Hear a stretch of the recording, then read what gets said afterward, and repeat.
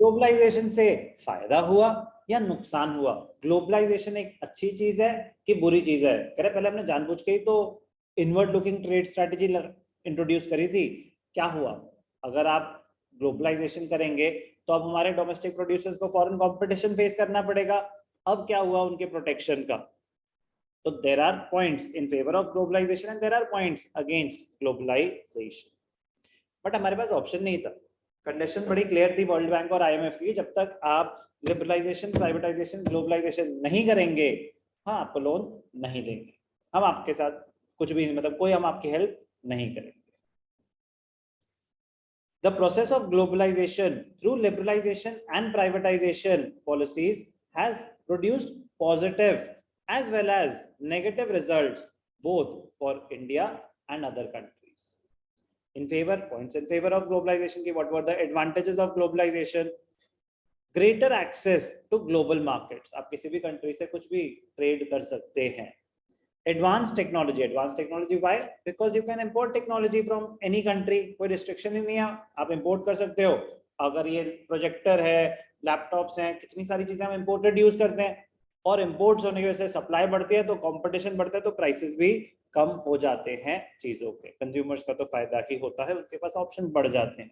और कितनी टेक्नोलॉजी ऐसे जो यहाँ एग्जिस्ट ही नहीं करती, वो आ जाएगी तो फिर हमारा काम करना पॉसिबल होता है और इजी हो जाता है। तो greater access to global markets, advanced technology, better future prospects for large industries of developing countries to become important players in the international arena.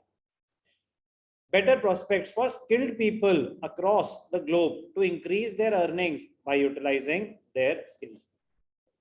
Marketability बढ़ गई ना उनकी। अब अगर कोई skilled है, talented है, तो उसके पास अब easy हो गया एक्सेस करना पूरे वर्ल्ड ओवर को। कहीं पे भी जाके आप जॉब कर सकते हैं ना। अब इतनी कोई बड़ी बात नहीं होती कि कोई यूएस में है, कोई यूके में है, कोई कनाडा में, और कोई यहाँ बैठे बैठे भी वहां पे सर्विस प्रोवाइड कर रहा है। तो ये सारी ग्लोबलाइजेशन की वजह से चीजें और ज्यादा इजी हो गई। तो points in favour of globalization, points against globalization. कह रहे ग्लोबलाइजेशन के नुकसान भी हैं। Globalization has been criticised by some scholars because according to them benefits of globalization accrue more to the developed countries as they are able to expand their markets in other countries. कह रहे globalisation का जो ज्यादा फायदा होता है ना, developed countries को होता है। कह रहे क्यों? कह रहे आपने तो बोल दिया रिमूवल ऑफ ट्रेड बैरियर्स। जो डेवलपिंग नेशन है, अंडर डेवलप्ड नेशन है, उनके पास इतने अच्छा कोई प्रोडक्ट्स ही नहीं है जो वर्ल्ड ओवर में उनके मार्केट कर पाए, बेच पाएंगे। जो गरीब है वो क्या बेचेगा अपना सामान?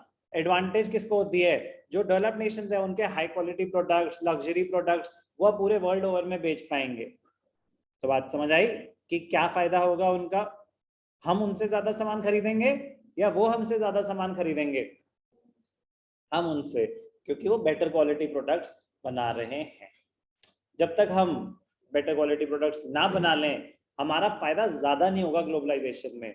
कुछ इकोनॉमिस्ट ऐसा कहते हैं, बिल्कुल लॉजिकल बात करते हैं। तो वो भी तो ग्लोबलाइजेशन जो कर रहे थे वो अपने बेनिफिट के लिए थोड़ी ना कर रहे थे। कर तो वो मतलब हमारे बेनिफिट के लिए थोड़ी ना कर रहे थे, अपने बेनिफिट के लिए, कि उनके पास मार्केट क्रिएट होगी, एमएनसी सेटअप होंगी, फॉरेन इन्वेस्टमेंट्स आएंगी, जो प्रोडक्ट्स हैं वो यहाँ पे बेच पाएंगे। बट हमें भी तो एडवांटेज हुआ कि अब कंज्यूमर्स के पास जब ऑप्शन बढ़ जाएंगे तो कंपटीशन बढ़ेगा, सर्वाइवल ऑफ द फिटेस्ट होगा। तो आप अगर अच्छे प्रोडक्ट्स बनाएंगे तो ही आपका सामान बिकेगा। तो इस वजह से आपकी एफिशिएंसी बढ़ गई, आपकी क्वालिटी ऑफ प्रोडक्ट्स बढ़ गई, तो आपका भी ग्रोथ हुआ।